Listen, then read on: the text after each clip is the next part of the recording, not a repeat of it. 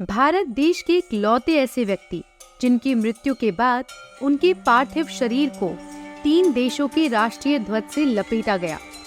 ऐसे राजनेता जो 2 दफा उड़ीसा के चीफ मिनिस्टर रहे, ऐसे पायलट जिसने एक नहीं कई बार अपने देश और देशवासियों के लिए कई खतरनाक मिशंस को अंजाम दिया, ऐसे स्वतंत्रता सेनानी जिन्होंने आजादी के आंदोलन में भाग लिया जिसकी वजह से उन्हें जेल भी जाना पड़ा। नमस्कार दोस्तों, आज हम बात करेंगे उस प्रभावशाली व्यक्ति के बारे में जिन्होंने इंसानियत के वो मकाम हासिल किए जिसके लिए केवल इंडिया ने ही नहीं, इंडोनेशिया और यहाँ तक रशिया ने भी उन्हें सम्मानित किया। तो चलिए आपको सुनाते हैं बीजानंद पटनायक या बीजी पटनायक की कहानी, जिन्हें प्यार से लोग बीजू बाबू या बीजू पटनायक भी बुलाते हैं। आप बीजू पटनायक के लिए ये भी कह सकते हैं कि ये उन चंद लोगों में से है जिन्होंने इतिहास रचा है, उसे बदला है और नए भारत को आकार भी दिया है। इन्हें आधुनिक उड़ीसा का शिल्पकार भी माना जाता है, जिन्हें उड़ीसा के लोग प्यार से कलिंग का हीरो कहते हैं। बीजू पटनायक का जन्म 5 मार्च 1916 में उड़ीसा के कटक में हुआ।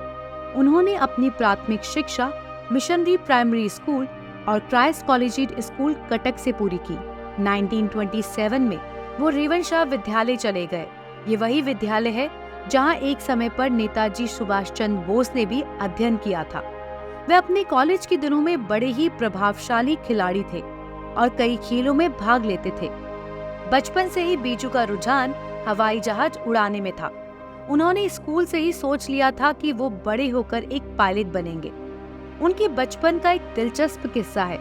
जब वो मिशन प्राइमरी स्कूल में थे, तभी उनके स्कूल के पास कटक के किले में एक छोटे से प्लेन ने लैंड किया और बीजू उसे देखने के लिए और उसे छूने के लिए भागकर उस प्लेन के पास गए, लेकिन वहां के सिक्योरिटी गार्ड ने उन्हें रोक दिया। इस बात को याद करते हुए बीजू पटनायक ने कहा था कि उससे पहले उन्होंने प्लेन केवल तस्वीरों और किताबों में देखा था। ये पहली बार था जब प्लेन उनकी आंखों के सामने था। पायलट बनने का सपना पूरा करने के लिए बीजू ने बीएससी की डिग्री बीच में ही छोड़ दी और दिल्ली फ्लाइंग क्लब के aeronautics training institute of India में प्रशिक्षण लेना शुरू कर दिया। बीजू पटनायक ने इंडियन नेशनल एयरवेज ज्वाइन कर ली और एक पायलट बन गए। 1940-42 के दौरान जब स्वतंत्रता संघर्ष जारी था, तब वह एयर ट्रांसपोर्ट कमांडर के प्रमुख थे।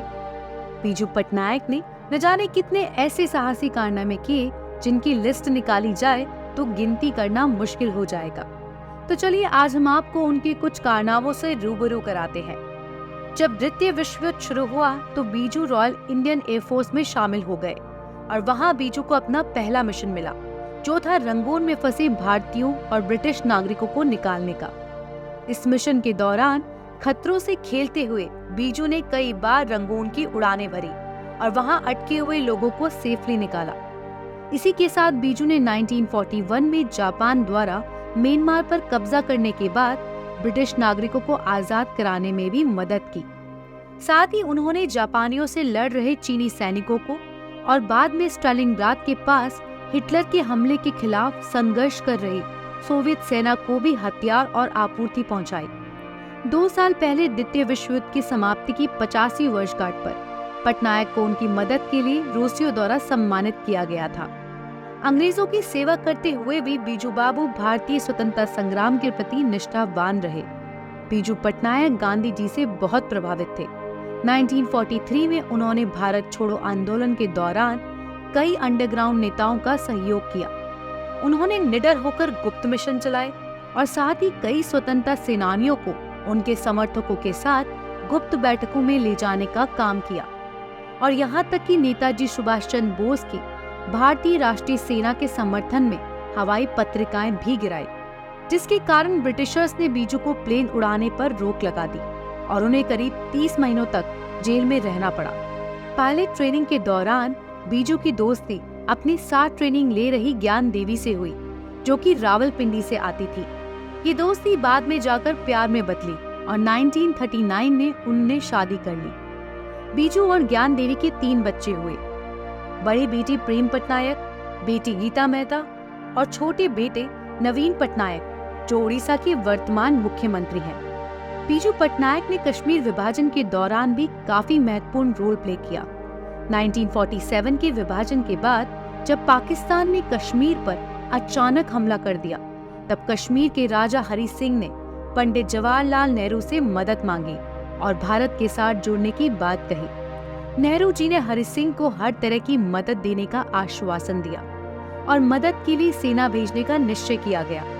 रंगून में किए गए ऑपरेशन को याद रखकर सबसे पहले सेना को ले जाने का बेड़ा सौंपा गया बीजू पटनायक को, जिसे बीजू पटनायक ने बाखूबी निभाया।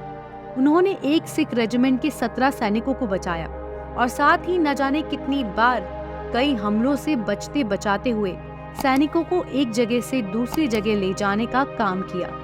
अब बात करते हैं इंडोनेशिया फ्रीडम फाइट में बीजू पटनायक के योगदान के बारे में।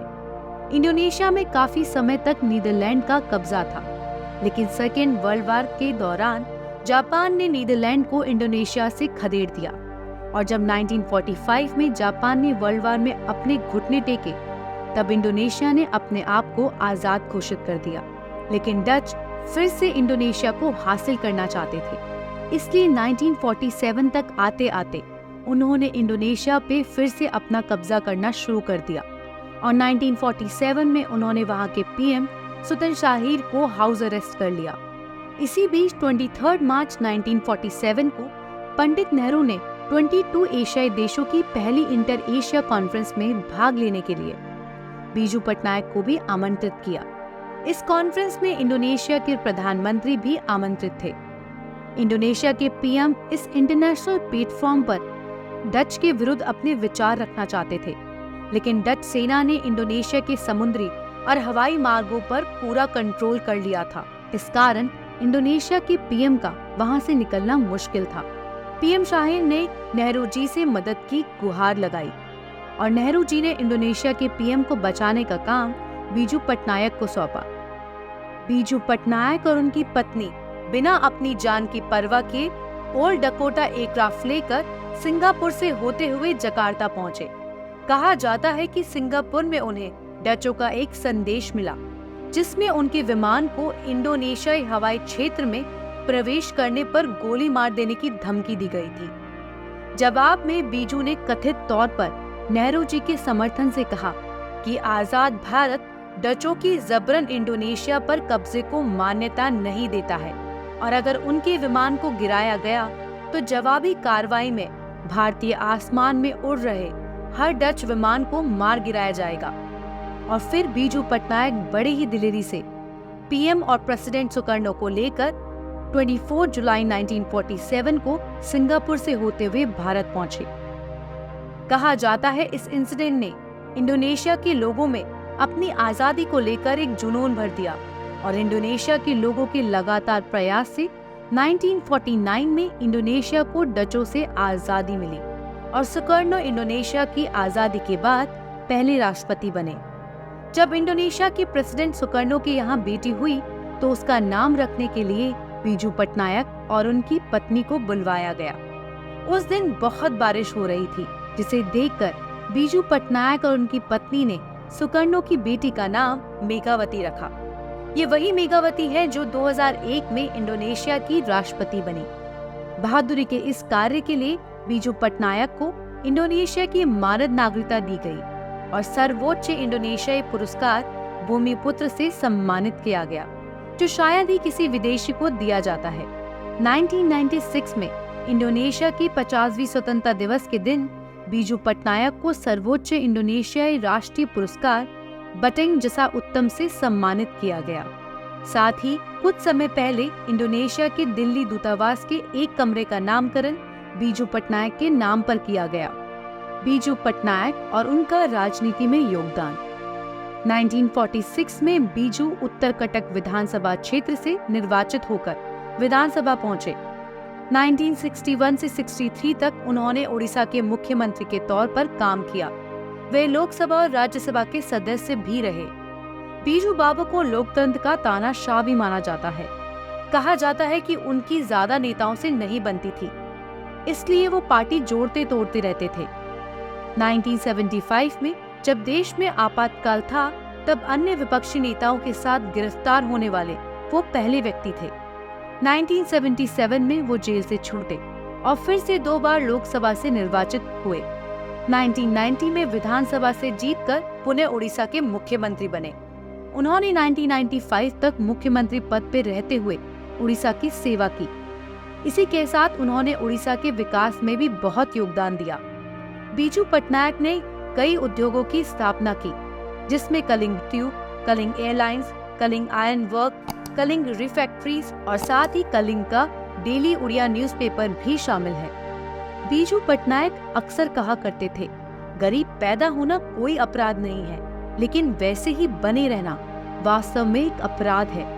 आगे जाके बीजू पटनायक ने कलिंग फाउंडेशन स्थापित किया ताकि वो लोगों को साइंस और टेक्नोलॉजी की महत्ता को समझा सके, और इसीलिए 1951 में उन्होंने अंतर्राष्ट्रीय कलिंग पुरस्कार की शुरुआत की, जिसे यूनेस्को द्वारा विज्ञान के क्षेत्र में उत्कृष्ट कार्यों के लिए प्रदान किया जाता है। इसके अलावा बीजू ने अपने जीवन काल में कई बड़े प्रोजेक्ट में अपना योगदान दिया। बीजू पटनायक का निधन 17 अप्रैल 1997 को हृदय और सांस की बीमारी के चलते हो गया। बीजू पटनायक की अंतिम यात्रा में उनके पार्थिव शरीर की देह पर 3 देशों के भारत, इंडोनेशिया और रूस के राष्ट्रीय ध्वज लपेटे हुए थे। राष्ट्राध्यक्ष और प्रधानमंत्रियों को अक्सर ऐसा विशेष अधिकार नहीं मिलता जो बीजू बाबू को मिला। बीजू पटनायक के अतुलनीय योगदान के लिए उन्हें हमेशा याद किया जाएगा। तो दोस्तों, आशा करते हैं आपको हमारी आज की कहानी पसंद आई होगी। ऐसी और वीर गाथाएं जानने के लिए हमारे चैनल को लाइक और सब्सक्राइब करें। धन्यवाद।